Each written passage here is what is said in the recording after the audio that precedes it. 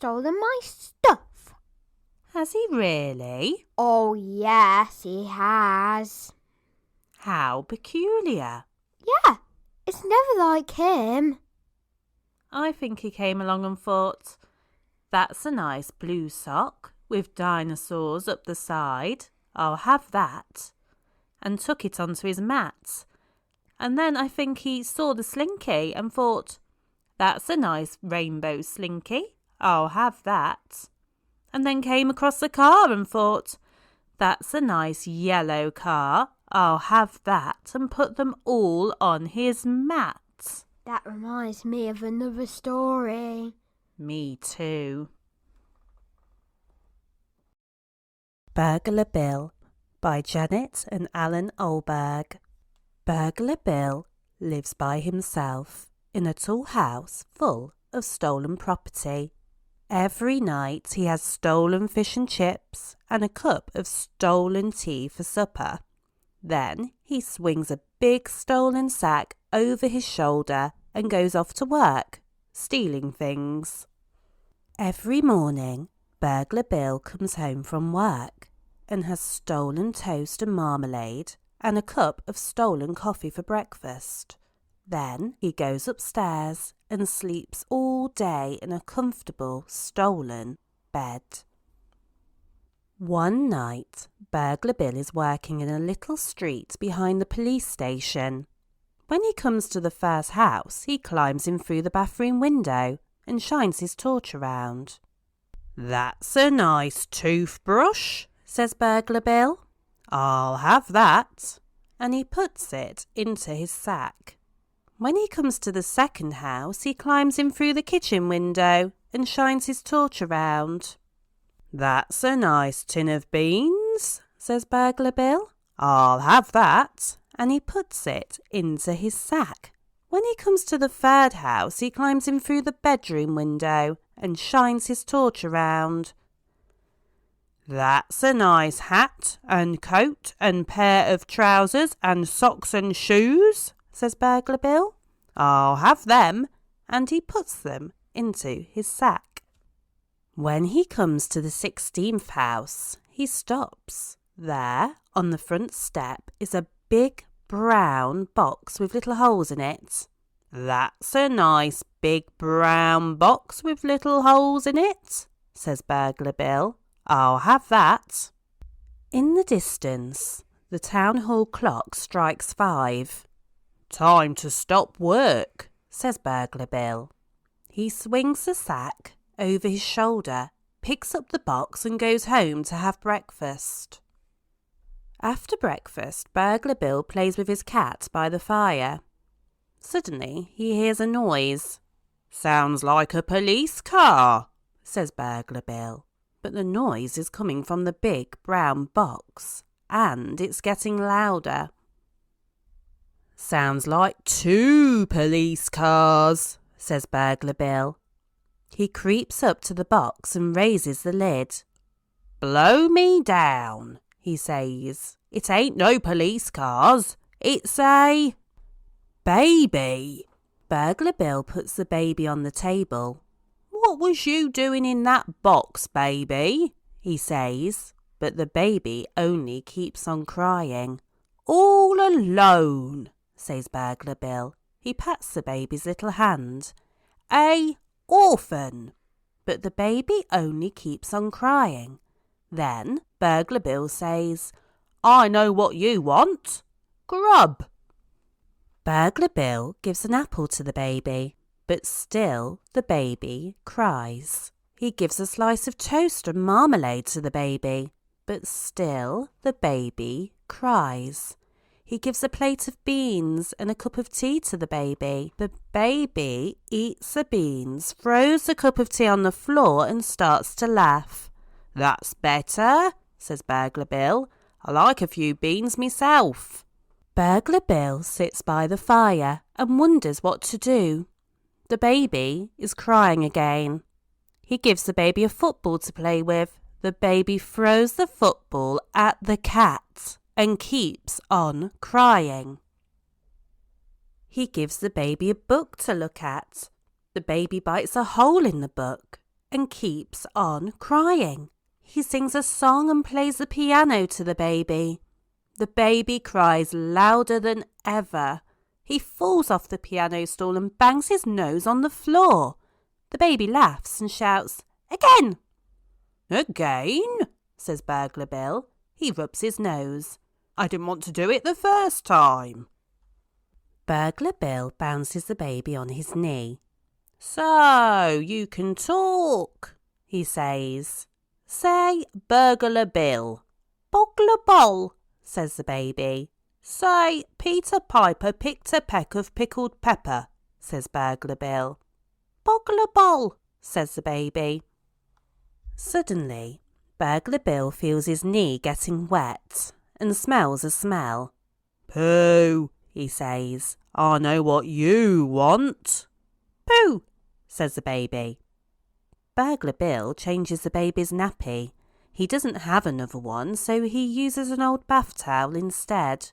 "Say, for he's a jolly good fellow for changing my nappy," says Burglar Bill. Burglar Bill plays with the baby and shows it round the house. He feeds it again, changes its nappy again, washes its clothes and hangs them on a line in the kitchen. When night comes, he takes the baby for a walk in the park. "Say, run for it, if you see anybody," says Burglar Bill. "Run for it," the baby says. At 12 o'clock, Burglar Bill comes home, puts the baby to bed and goes to bed himself. Soon he is snoring softly and dreaming of his childhood days. Suddenly he wakes up. Downstairs there is a noise. It is a noise that Burglar Bill had heard before. The noise of someone opening a window and climbing carefully in. "Blow me down," says Burglar Bill. "I'm being burgled." Burglar Bill creeps to the top of the stairs. Down below a torch is shining and a voice says, "That's a nice umbrella. I'll have that." Burglar Bill creeps down the stairs. The voice says, "That's a nice tin of beans. I'll have that." Burglar Bill creeps along the hall and into the kitchen. The voice says, "That's a nice daytime walnut cake with buttercream filling and icing on the top. I'll have that." Burglar Bill puts on the light. There, with a black mask over her eyes and hand in the bread bin, stands a lady. "Who are you?" says Burglar Bill. "I'm Burglar Betty," says the lady. "Who are you?" Burglar Bill puts on his own mask. "Oh," says Burglar Betty, "I know you. It's Burglar Bill. I seen your picture in the Police Gazette." Then she says, "Look here, I'm ever so sorry breaking in like this. If I'd have known—" "Don't mention it," says Burglar Bill. He holds out his hand. "Pleased to meet you." "Likewise, I'm sure," Burglar Betty says. Burglar Bill makes a jug of cocoa and opens a packet of ginger biscuits. The two burglars sit round the kitchen table. "You married, Bill?" says Burglar Betty.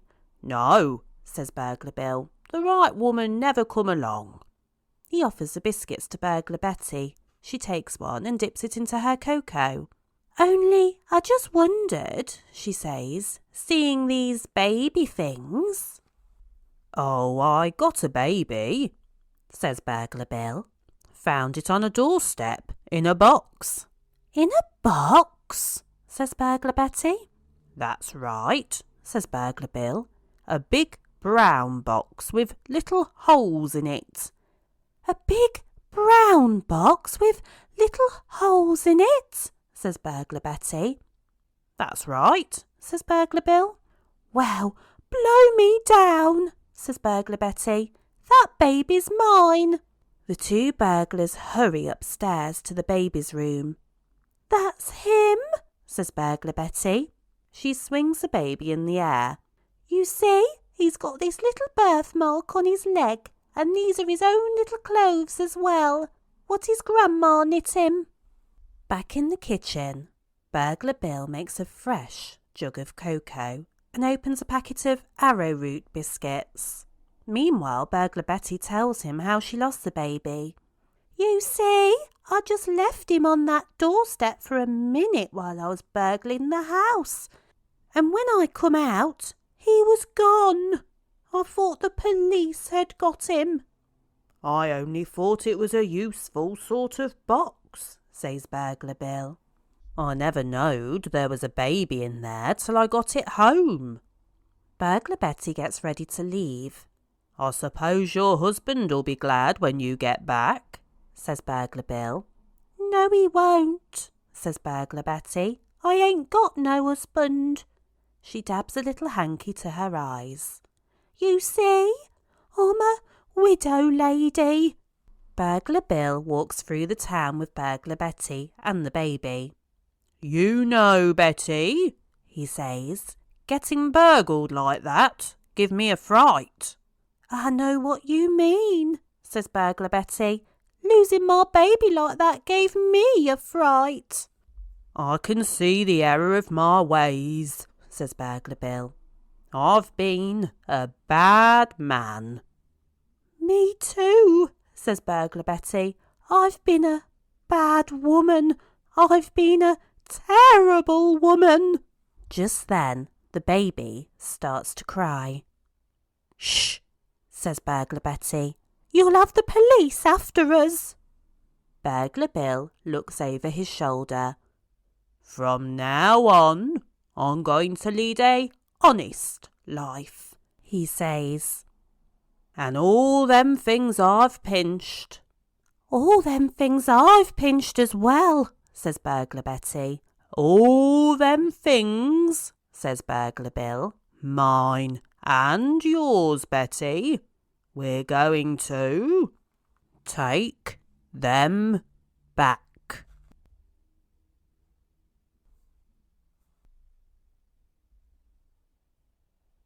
So, Burglar Bill stops being a burglar and after a time starts working as a breadman in the local bakery. Burglar Betty stops being a burglar as well. When spring comes, she sells her house and gives the money to the Police Benevolent Fund. Then she gets married to Burglar Bill. Outside the church, Bill stands with the baby in his arms. Say, Bakery Bill, he says. Bakery Bill, says the baby. Say, for he's a jolly good fellow for marrying my mum, says Bill. Say, for she's a jolly good fellow for marrying him, Betty says. In the distance, the town hall clock strikes 4. Bill, Betty and the baby leave the church, walk down the little streets behind the police station and go home to have their tea. Don't forget, you can send your drawings of Binks or a photo of your cat to binksy.thebooklovingcat@hotmail.com. Binks would love to see them and will display it at the end of our episode. If you'd like a copy of Binks' new book, My Cat Binks, His First Day by Wayne Harrison, you can find it on Amazon or Green Cat Publishing. Thank you for watching Binksy the Book Loving Cat. If you enjoyed the episode, don't forget to like and subscribe. See you next time.